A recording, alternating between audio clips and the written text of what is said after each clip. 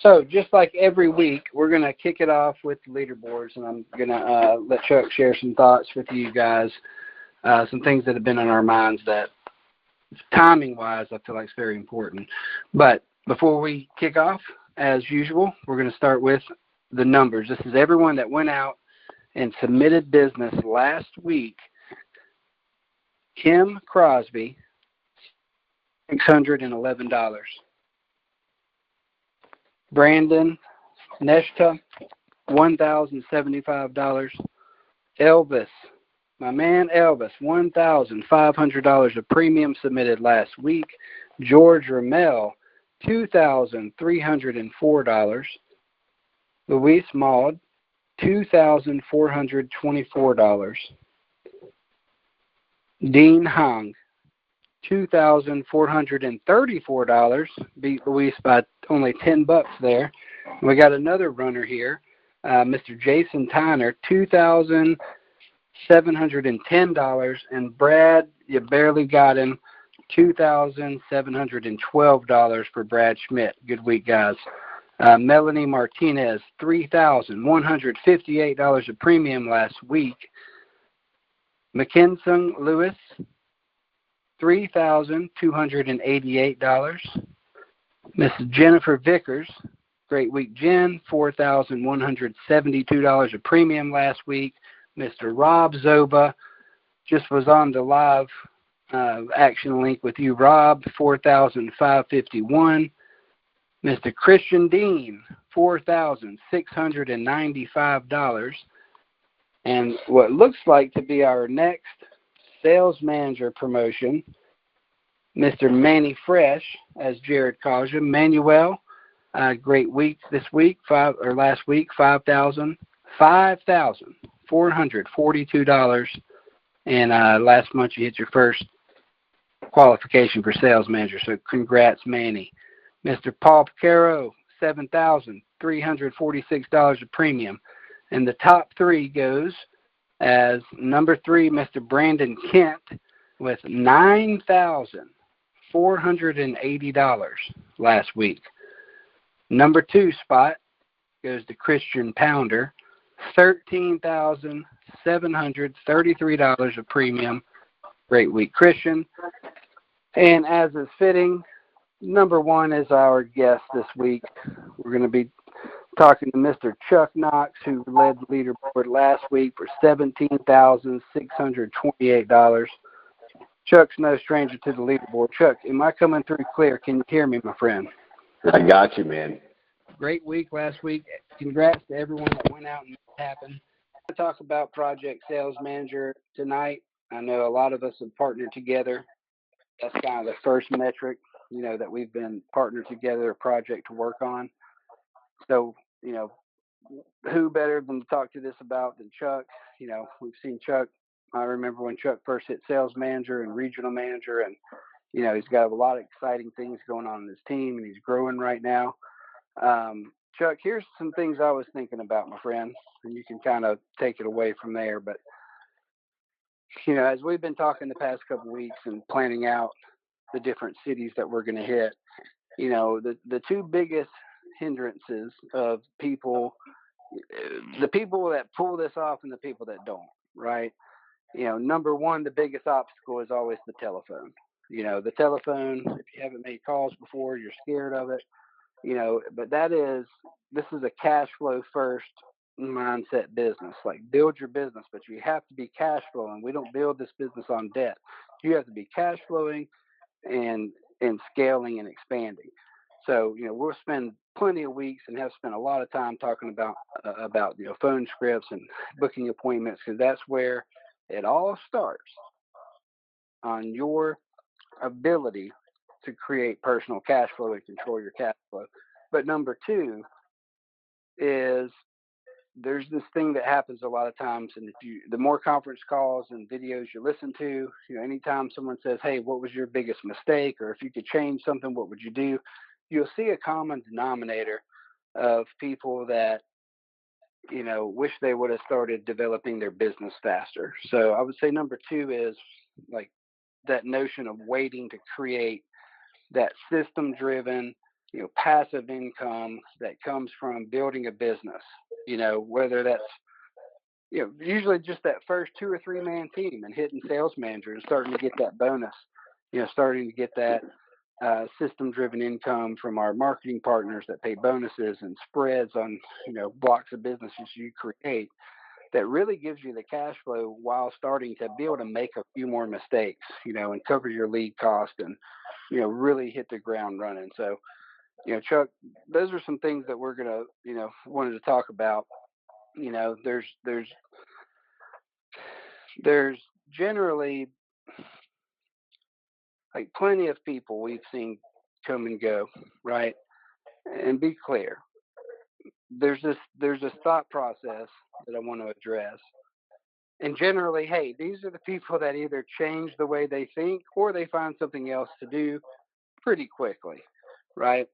But there's this manner of thinking. It's like the hourly employee attitude, to where anytime, and you've worked with people like this if you've ever had a regular job, something comes up and the first thing out of their mouth is, well, that's not my job. Like, I don't get paid to do that, or I would do that, right?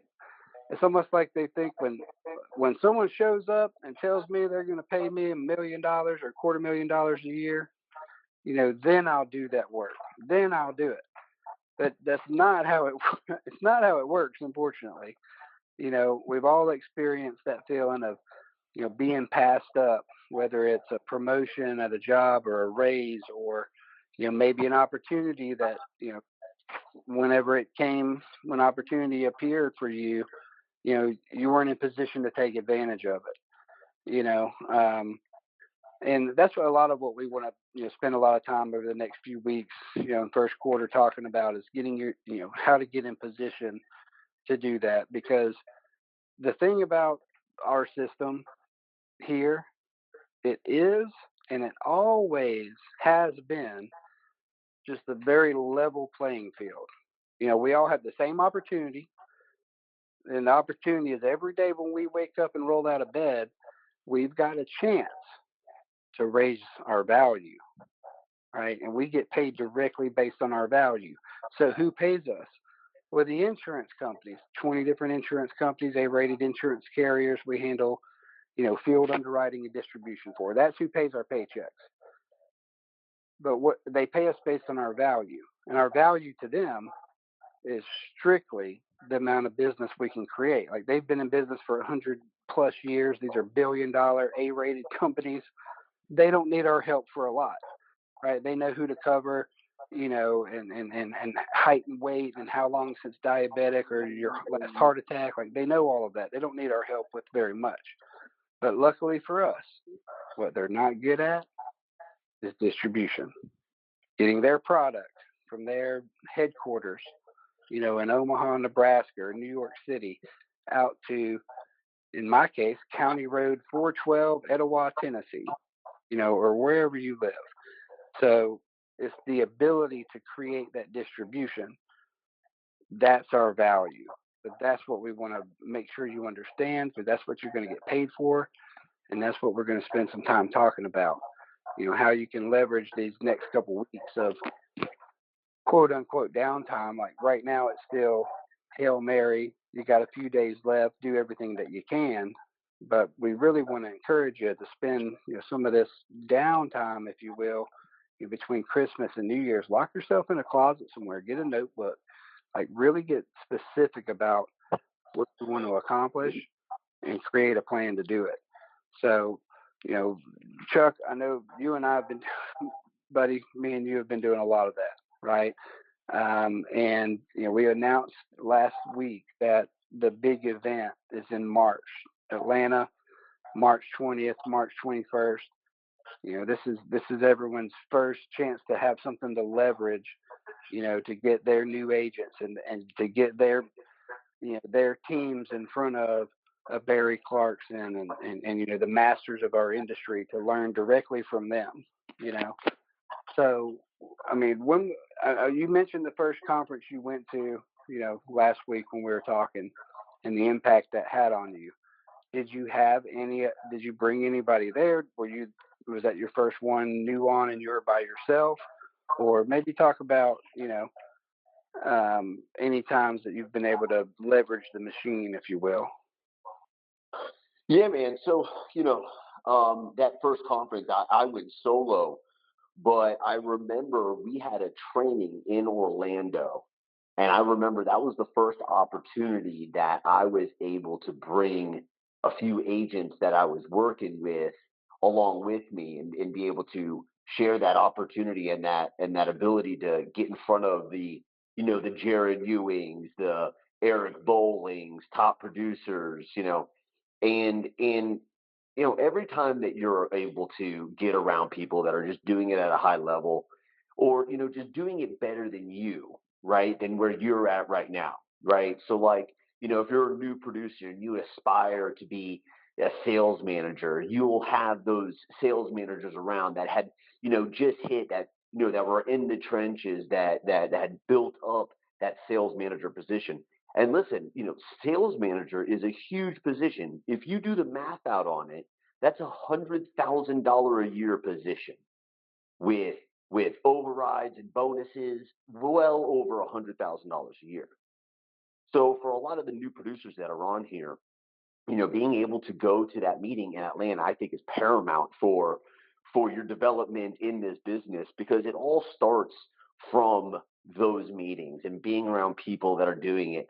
You guys could listen to me and Nate talk, every Monday night, and that's one thing. And that's great that you guys are on here. But to be able to be in a room with the Deanna Coopers, the $1 million producer, or getting to hang out with Christian Pounder or Nicole Hansen, or anybody that puts up the premiums that are on the top of the leaderboard, that's a huge opportunity. And they don't come around as often as I would want to. So Equus is doing an awesome thing where they're doing it every quarter, to where you're able to build up that momentum to get to that meeting and be able to maybe shake hands with a Barry Clarkson. And being at the top of the leaderboard helps, because he might recognize your name and know a lot about you already.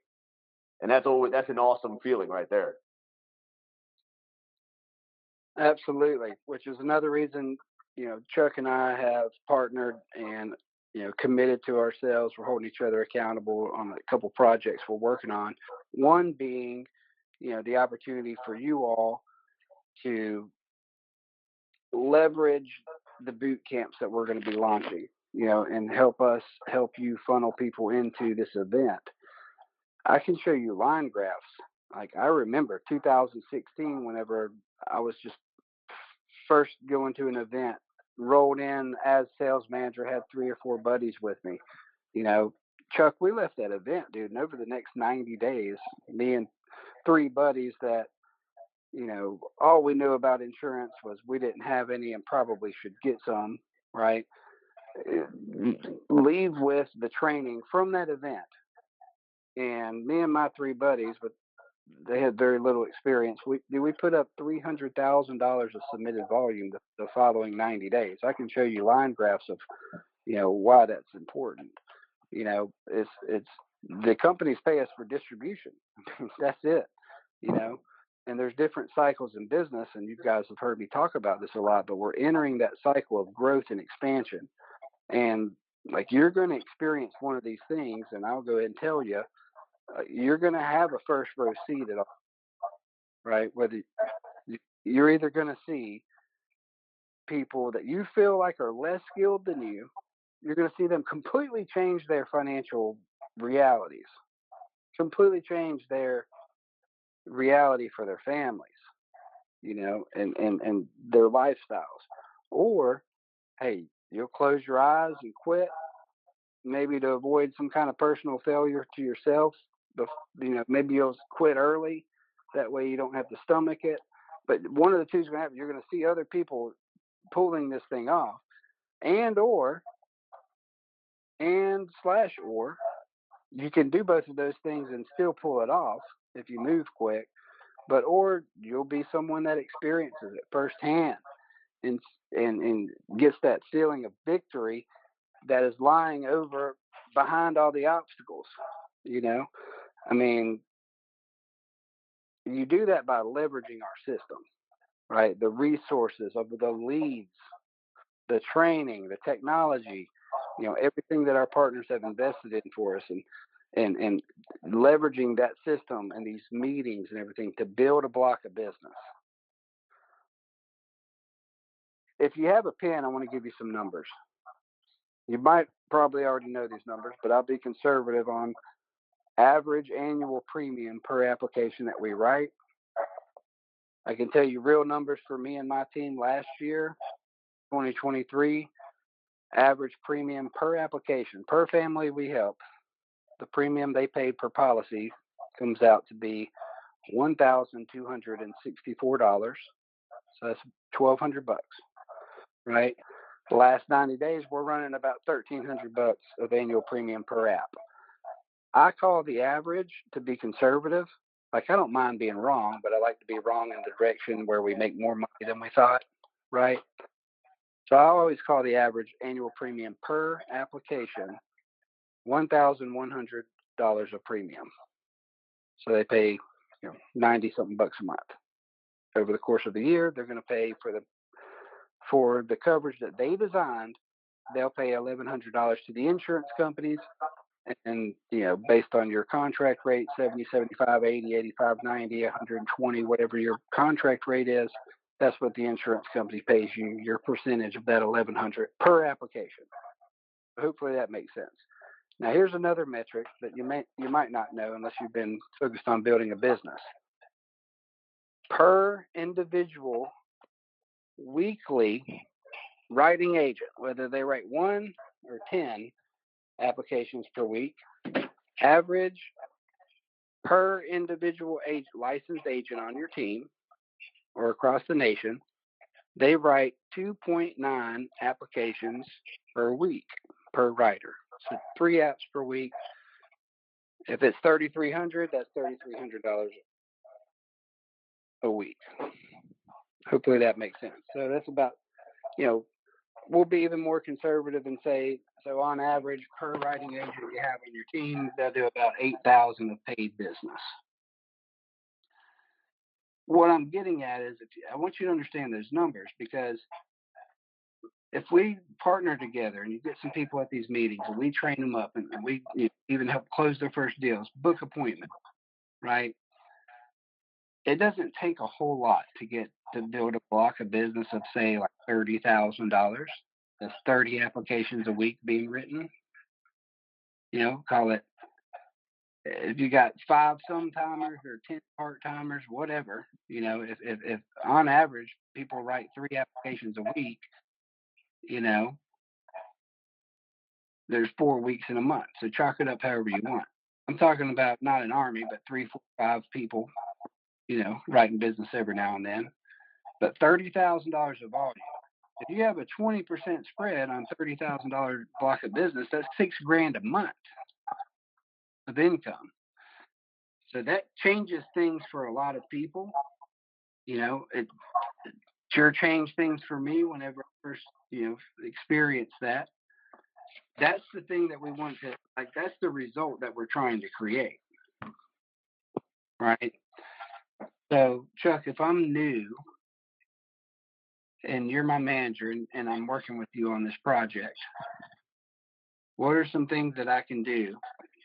Or what are some things you can help me do just fundamentally right out of the gate? While I'm studying for my test, to be able to put myself in a position to win when the time comes. Find yourself a running buddy. I think if you can lock arms with somebody and have somebody there and to be able to bounce ideas off of and to keep yourself accountable, to having a running buddy. I was very fortunate when I got into this business. I had, Dave Schneider, who was damn near pretty new at this business also. He had been in it for about a year before I had. And I remember, not knowing really what was going on. I just knew that I had somebody in my corner that I could always go to. Now, I'm not saying you guys can't always come to me and Nate, but it's another thing to have somebody at the same level you're at, to where you're locking arms and you're in the trenches with that person. And it's motivating because, if, say, you have a good week and your running buddy has a subpar week, you guys can keep each other motivated and keep growing in this business. And I think that was really, something that had helped me out a lot. And then, I have a few of my agents putting together what I call the chicken list, like that list of people that that you have in your mind that you would want to talk to, but you're a little bit too chicken to do so. I think that is key because when you look at the people who that brought myself and Nate into this business, who would have thought that, someone like an Eric Bowling would have been interested in this kind of business? He didn't get into this business to sell insurance. He got into this business to build distribution, and he saw that. Same with, like a Dave Schneider and it's being able to build a business that has little to no overhead to where that you have a product that everybody needs, right? It's damn near impossible to be broke in this business. If you're broke in this business, you're not working hard enough. We got leads to talk to. You can knock on doors, and not, we have an agent that does that. There's so many ways to get this product out there. And like what Nate was saying before was, these insurance companies are great at creating the product. They just suck at getting them out there. And that's why they pay us so much. So, whether you're a full timer or a part timer, that you could go out there and make money in this business because everybody needs this product. And then to be able to lock arms with somebody who is like-minded like yourself, who's excited about this business, who sees the opportunities, that were given to Nate and I, to where now we've been able to, create a multiple six-figure income from this business. And, it was life-changing for us, how many people out there are looking for an opportunity. And I'll tell you right now, there's a lot of people. Me and Nate interview a lot of people throughout the days and weeks and months that are looking for an opportunity like this. And it's very gratifying to be able to, take somebody brand new in this business and get them paid and profitable. And it's one thing to make money on your own pen, but be able to, bring somebody else in the business and then have an override, being able to take in an income from business that you didn't have to go out there and write yourself. Once you get your first override check, it's very addicting. And it's a blessing because, then you don't have to, go out there and grind it out every week like you do in the beginning, because you have those overrides and the passive income that is, why Nate and I got into this business. I know Nate didn't want to be the insurance man the rest of his life, and I didn't want to either. But it's a great starting point to be able to make yourself a multiple six-figure income on your own pen, being able to tell somebody else about it and be able to help them get to a position where they're helping out their family more than they could even dream of. Chuck, what type of people should I be looking for if I'm new? Barry always talks about that 6-point profile, and I believe there is some truth to that. That 6-point profile, married, kids, has some responsibilities, maybe has some bills they got to pay for, it. And I really do believe, the youngsters, in their 20s, mid 20s, early 30s, the people who are figuring out maybe working W-2 jobs and, having a salary position. Maybe that isn't, the best way to go about life. Right. And, I think there's just a huge opportunity for, younger people. I know I have a bunch of young people on my team and that are all hungry. So I always look for the 6-point profile, people who have some responsibilities and that are young and hungry and ready to get after it. Man, I love that. So the 6-point profile he's talking about that Barry mentions a lot is, ages. Now, what he's saying is 80%, not everybody. There's always exceptions to every rule. But 80% of, if you look at your team and you look at your agency, 80% of your people should hopefully hit most of the 6 categories. It's married, they got kids, Chuck says responsibilities, like they own a home, they're healthy, and they're typically employed already doing something, right? and they've been successful at that a lot of times. But those are the type of people you're looking for, and it's tough for me and Chuck because we're both exceptions to that rule. You know, Exactly. Yep. so we like to focus on the exceptions and think that everybody. But you gotta, like I've had people ask me, well, how do you motivate your team so much? You know, and I'm like, I don't motivate anybody. I just look to partner with like high energy motivated people. Those are the people I want to partner with, right? Like you can't always be the voice of hope in someone's life. Like there's a time for everything, and everybody needs that, support at some time. But y'all know what I'm talking about. Like that person that every time you speak with them, so they're going through some kind of critical challenge, and it's taking up, it's going to take some of your energy just to help them through whatever they're going through at the time. Like, don't get me wrong, this industry in our space is filled with stories like me, people like me that weren't good on paper, that is not somebody that you would think, oh, here's somebody that's going to build a multi-million dollar insurance agency. But people like the ones that were just looking for a shot out of a bad place. But that's an exception, right? And there's a lot to be said about the timing of everything.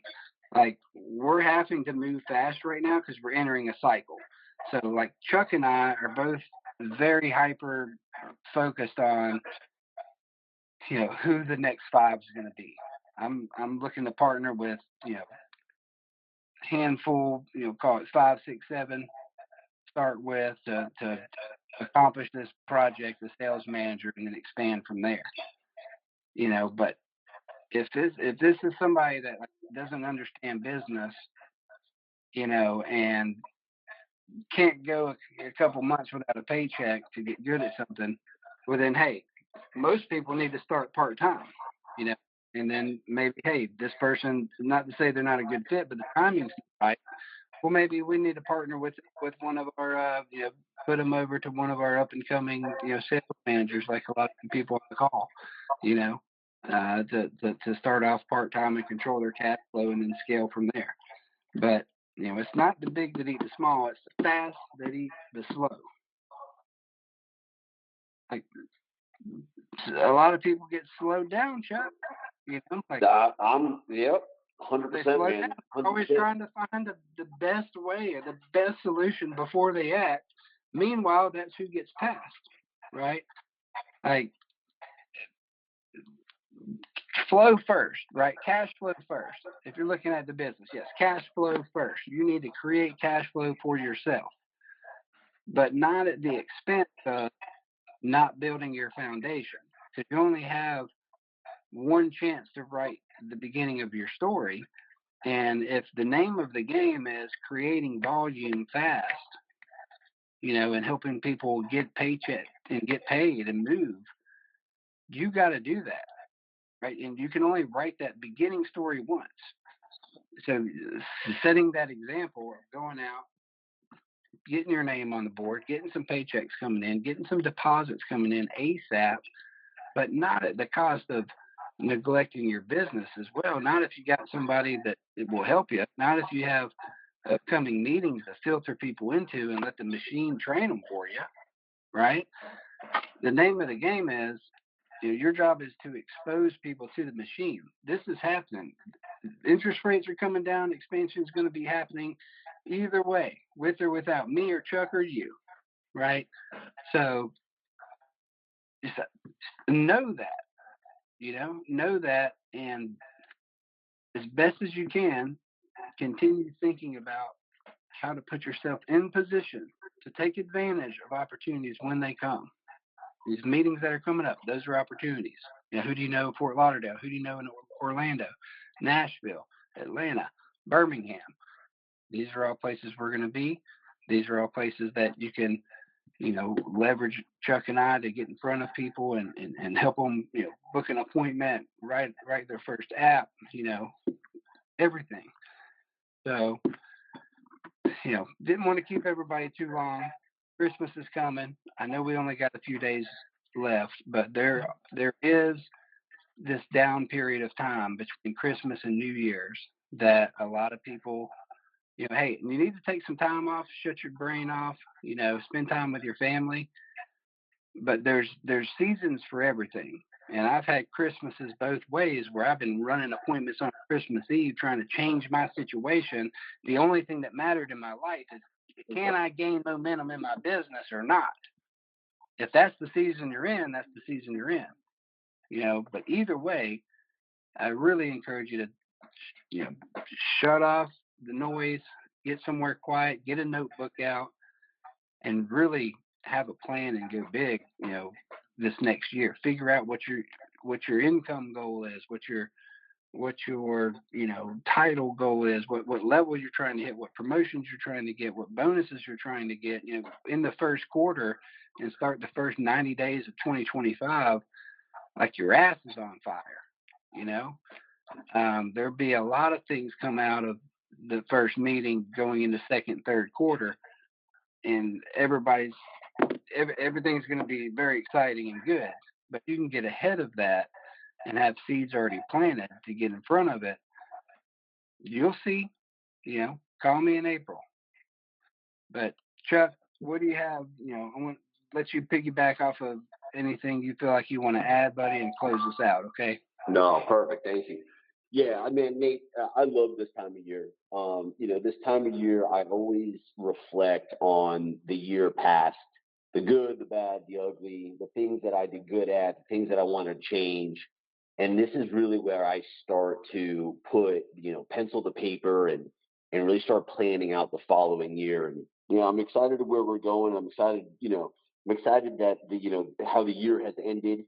We have a lot of people that are coming into this business that I'm really excited for, and I didn't do half bad last year either. It's one thing that you know I always ask myself, what can I do better, and how can I better myself the following year? And it's each year it changes, and it's important to be cognitive of that, and not just go into the year, flying by the seat of your pants and just going in all willy nilly, because that, you're setting yourself up for disaster. So I highly recommend, taking these last couple weeks of the year, reflecting on 2024, putting some pencil to paper, getting, your goals, aligned with, where you want to be towards the end of the year. And, I always, I love Christmas. I love being able to buy presents for people and, be able to take some time off. And I always look back at, this time of year,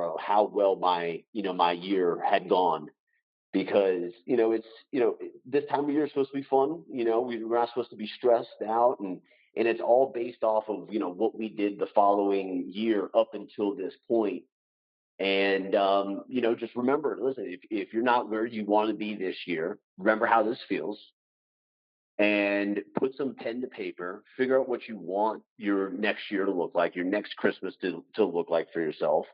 If you want to go on that trip with your family, if you want to be able to buy your kids or your loved ones something in particular, put all that stuff down, and really start to like think about it. And there's a lot to be said about writing out your goals and putting that thought down on paper, because that's how you manifest things. I don't want to go down that rabbit hole, but setting up yourself for the following year, for next 2025. This is the time to do it. So don't miss an opportunity. We could always set those New Year's resolutions, and we screw that up by the second week. But put your goals on paper. Have a vision for yourself. Figure out what you want to do, and who you want to be in 2025, and let's go out there and make it happen. You have me and Nate rooting for you. We're here to help. We're looking for people who really want to who really want to step up and progress in 2025. Hit that sales manager, hit that elite producer, put whatever goals down on paper, and make sure you come and let me and Nate know, because it's our job, and to be able to help you guys reach those goals. Just like those people who help me and Nate reach these goals that we're at now. You always want to pay it forward. So I look forward to our calls going into the next year. I know this is going to be our last call of the year. So, Nate, I'm gonna throw it back over to you, man, to close us out. But I'm excited for 2025. Absolutely. Hey, you have my number. Hopefully, um, reach out. We still have, I've got a couple hours still open. I can block off for you this week. Be thinking about through the downtime. Be listing out some people you feel like you might want to be in business with, and leverage Chuck and I. But thanks everybody for hopping on. Looking forward to what we're going to build together. Y'all have a good night, and we'll see you on the leaderboard. Bye, everybody.